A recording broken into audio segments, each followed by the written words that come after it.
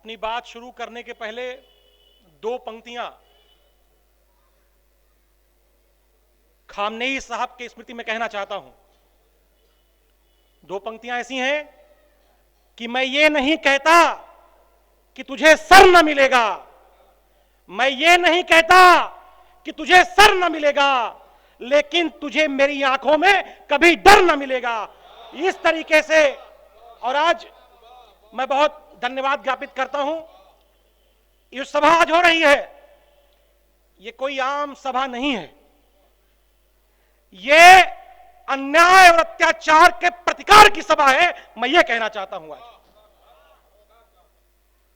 आज इस देश के अंदर अपनी पीढ़ियों को हम बताएंगे।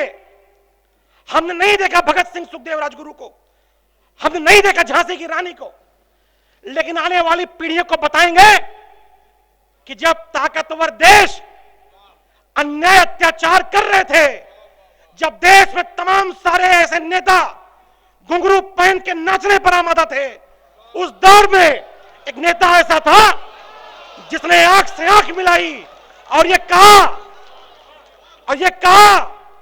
कि अमेरिका और इजराइल हम तुमसे डरने वाले नहीं हैं, हम लड़ने वाले लोग हैं। और अभी एक भाई हमारे कह रहे थे, पंकज भाई कह रहे थे कि देश में, विश्व में इतिहास जो लिखा जाता है वो हमेशा लड़ने वालों का लिखा जाता है, पीठ दिखाने वालों का नहीं लिखा जाता है। हम कहते हैं ईरान हमारा दोस्त है। अरे दोस्ती शब्द कहां से आया इस दुनिया के अंदर? वो ईरान से आया है, यह समझने की आवश्यकता है। दोस्ती शब्द का जो इजाज हुआ वो हुआ ईरान में। आज जब देश के अंदर कभी विषम परिस्थिति पड़ी, जब देश में जब आवश्यकता पड़ी, तो ईरान हमारे सच्चे दोस्त की तरह खड़ा था। लेकिन आज देश के अंदर जो माहौल चल रहा है, जब मिशन भाई ने पोस्टर मुझे दिया और इस पोस्टर को मैंने शेयर किया, देखिए मैं अपनी बात को बड़ी बेबाकी से कहता हूं और मेरी पहचान खाली इसी से है, मैं खुल के बोलूंगा। कई लोगों ने कहा कि ईरान में घटना हुई है, अयोध्या में काहे मातम होने जा रहा है।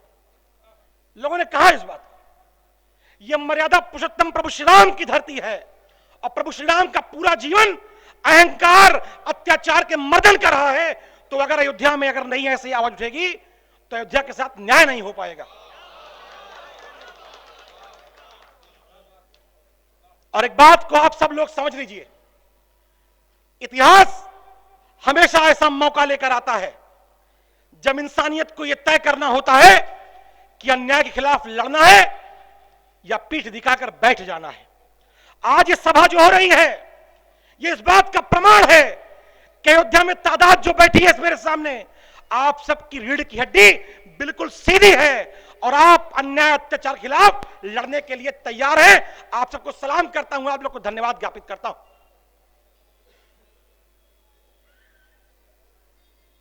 चूंकि मैं जिस परिवार से आता हूं, उस परिवार में 50 साल सुंदरकांड का पाठ हो रहा है।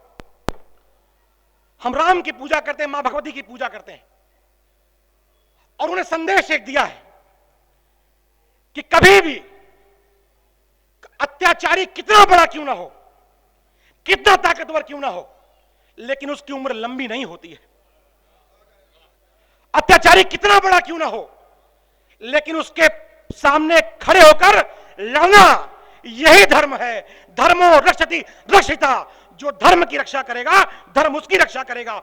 और राष्ट्रवाद की जो लोग बात करते हैं, मेरी नजर में अगर आज की डेट में सबसे राष्ट्रवादी कोई नेता है तो सैयद अली खामनेई साहब हैं। अपने देश के लिए यह जानते हुए भी कि परिणाम क्या होने वाला है, लेकिन उन्होंने अंतिम सांस तक इस लड़ाई को लड़ा है। भगवत गीता में कृष्ण भगवान ने कहा है कि यदा यदा ही धर्मस्य ग्लानिर्भवति भारत अभ्युत्थानम धर्मस्य तदात्मानं सृजाम्यहम्। अन्याय के खिलाफ जब पाप बढ़ेगा, उसके खिलाफ आवाज उठाने के लिए कोई न्याय का व्यक्ति खड़ा होगा। यह गीता में भगवान कृष्ण ने कहा है। और जब युद्ध में लड़ रहे थे खामनेई साहब, तो भगवत गीता में यह भी कहा गया, दूसरे अध्याय के 37वें श्लोक में कहा गया, हतो वा प्राप्यसि स्वर्गम जित्वा वा भोक्षसे महीम तस्मा दुष्टित कौन्तेय युद्धाय कृत निश्चया। उन्होंने कहा कृष्ण भगवान ने कि अर्जुन तुम डरो नहीं, कुछ सोचो नहीं, युद्ध लड़ो, जीत गए तो वसुधा का सुख भोगोगे, अगर वीर गति प्राप्त की तो स्वर्ग भोगोगे, क्योंकि योद्धा जहां भी रहेगा वहां पर गद्दी पर ही बैठेगा, चाहे वो जन्नत में बैठे और चाहे वो धरा पर बैठे। और अंतिम पंक्ति कह के अपनी बात को मैं खत्म करना चाहता हूं। ये जो लोग कहते हैं कि खामेनेई साहब लड़ रहे थे, अपने देश के लिए लड़ रहे थे, हम सबके लिए ये एक प्रेरणा है। आज जो दौर देश के अंदर चल रहा है, जब देश टुकड़ों में बंटता चला जा रहा है, देश बिकता चला जा रहा है, देश के अंदर तमाम सारी नफरी ताकतें बढ़ती चली जा रही हैं, उस दौर के अंदर एक प्रेरणा पुंज के रूप में अन्याय, अत्याचार और हिंसा के खिलाफ एक मजबूत आवाज के रूप में खामनेई साहब याद किए जाएंगे।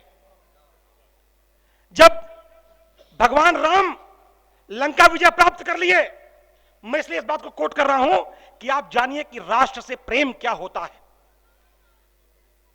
जब भगवान राम लंका विजय कर लिए तो उनसे कुछ लोगों ने कहा कि सोने की लंका है। ये तमाम देश ऐसे हैं जो अमेरिका के साथ खड़े हो गए, सोने की लंका देखकर खड़े हो गए। खड़े हुए कि नहीं खड़े हुए बताइए? लेकिन भगवान राम ने कहा कि अपि स्वर्णमयी लंका नमे लक्ष्मण रोचते जननी जन्मभूमिश्च स्वर्गदपि गर्यसी। यही धरती जहां जन्म लिया, यही मेरी मां है और इसके सामने मैं स्वर्ग ठुकराने को तैयार हूं। वैसे ही जनाब खामेनेई साहब थे, जिन्हों चाहते तो तमाम जो दलाल देश हैं उनकी तरह वो भी सुख भोगते, लेकिन उन्होंने अपने वीरगति दी लड़ते लड़ते अत्याचार अन्याय के खिलाफ। और ये देश सिर्फ एक नेता के रूप में नहीं, मैं बार बार कह रहा हूं, खामेनेई साहब एक नेता के रूप में ही नहीं बल्कि इस विश्व के अंदर वो अमर हो गए हैं।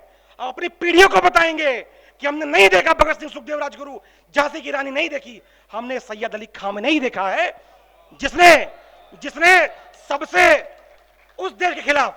अब एक बड़ी विडंबना यह भी देखिए आप कि एक ऐसा देश जो दो बार परमाणु बम गिरा चुका है, वो ये कह रहा है कि परमाणु परीक्षण आपको नहीं करने देंगे। इससे बड़ा और विडंबना कोई हो सकती है क्या?